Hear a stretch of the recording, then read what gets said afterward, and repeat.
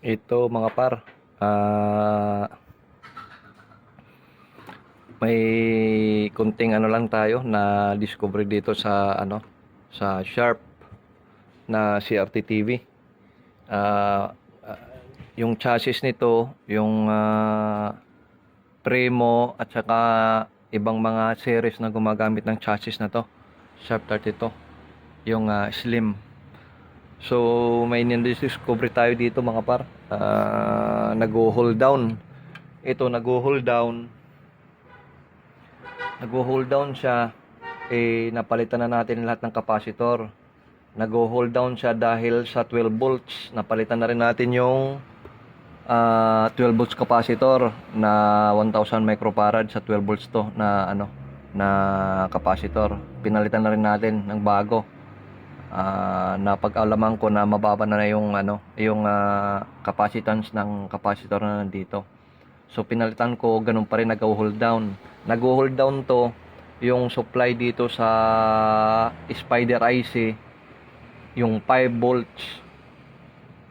Kapag nakakonek sa pin 51 ng Spider IC. Yung Spider IC na to, yung IX064. Hindi ko lang nakita yung datasheet kung ano yung pin 53 pala, pin 53. So napag-alaman natin na obserbaran ko habang troubleshoot ko yung supply doon sa pin 53 ng Spider IC. Kapag nakakonek yun, kaya nagpro-protect kasi nagdra-drop yung main 12 volts rail ni. Once na ihang ko yon, pag hinang ko, nag-oscillate siya. So ang ginawa ko, ang naobserbaran ko pa nito, once na inahang ko yan, yung supply ng pin 53 sa Spider IC, once na hinang ko yan, nag-oscillate at nag-blue screen. So nag-blue screen, walang signal, pero nag-oscillate siya, nag-on siya. So yun processor ng Spider IC na mag-operate pag pumasok yung signal ng tuner. So ang ginawa ko, kinat ko yung supply. Ito, kung nakikita nyo mga par, kinat ko yung supply. Ito, nilagyan ko ng switch. Once na nag-oscillate na siya,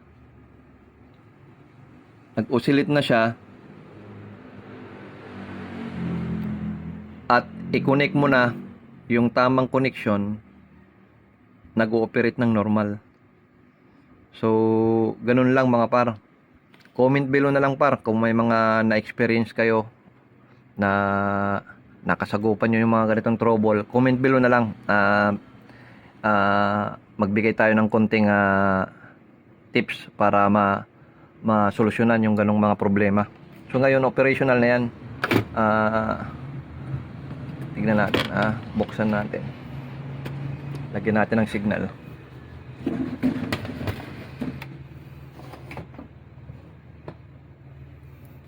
Itong mga klaseng mga problema, mga pangungot to sa Sharp, lalo na yung ganyan. Hinang mo na lahat ng protection. Hinang ko rin yung protection ng ng 5 volts. Hinang ko yung protection ng 12 volts, wala pa rin. Ang daming protection nitong CRT ng Sharp.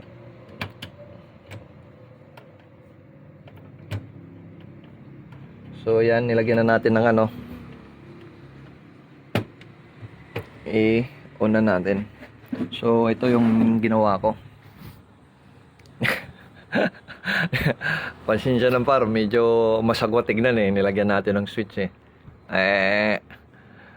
Masusolusyonan natin to at magagawa ng paraan natin to, pero nagtatagal dito sa mesa.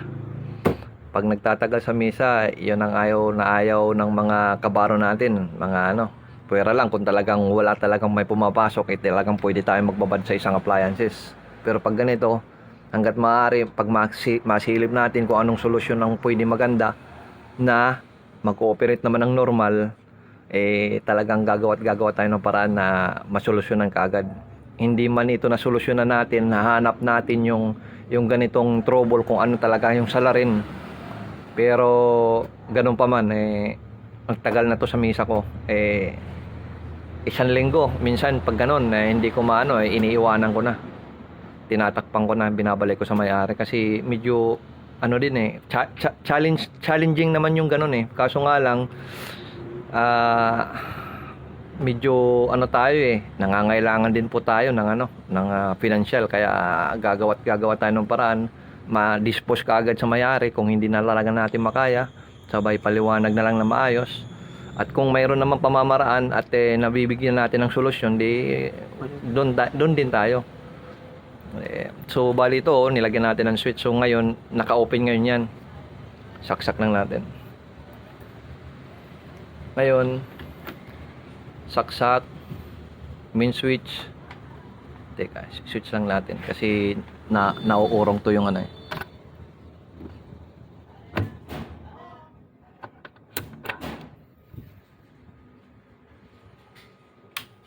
Ayan na, nag-power na. Nag-power na siya. Nag-power na siya. So, dito na tayo. Tignan nyo ha. Ayan, naka-off yan. Yung nakakat yung connection doon. Ayan ay sir ha. Ayan ay sir. Kadali na sir ha. Balikan nito. Mayroong customer. Oh, ayan na. Kuan la ha. Ang lalay, saglit la. Okay. Ganito. Ngayon naka-open 'yan. So subukan natin i-connect natin doon yung sa loob yung supply ng Spider RC na pin 53. Tapos nandito yung yung switch. Ayan o. Naririnig nyo yung tunog. Ayan o. Hindi mag-on, di ba? Hindi mag-on par. Ayan o. Ngayon, pag ganyan, nakakonect yan, o-open natin ngayon yan.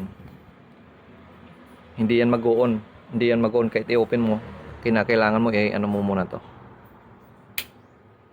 Patayin na muna natin. I-unplug muna natin. Ayan, unplug na natin, di ba? So, i-power na natin dito. Ayan, di ba? Naka-power na. Pag-power, so, in-open muna natin doon yung supply ng pin 53 ng Spider. Ayan o. Power on natin. Ayan o. Nag-oscillate. Makikita natin na nag-switch on yan. Ayan, di ba? So, may nakakabit na cable. May nakakabit na antenna doon. So, switches na natin to para magkaroon ng signal. Tignan nyo ha. Ayan na oh. Di ba mga par? Ito yung ito yung ganitong bangungot. Ito lang yung nasilip kong solusyon. So mga par, kung may naka-experience kayo, comment below na lang para kahit papaano makatulong tayo sa mga kabaro natin.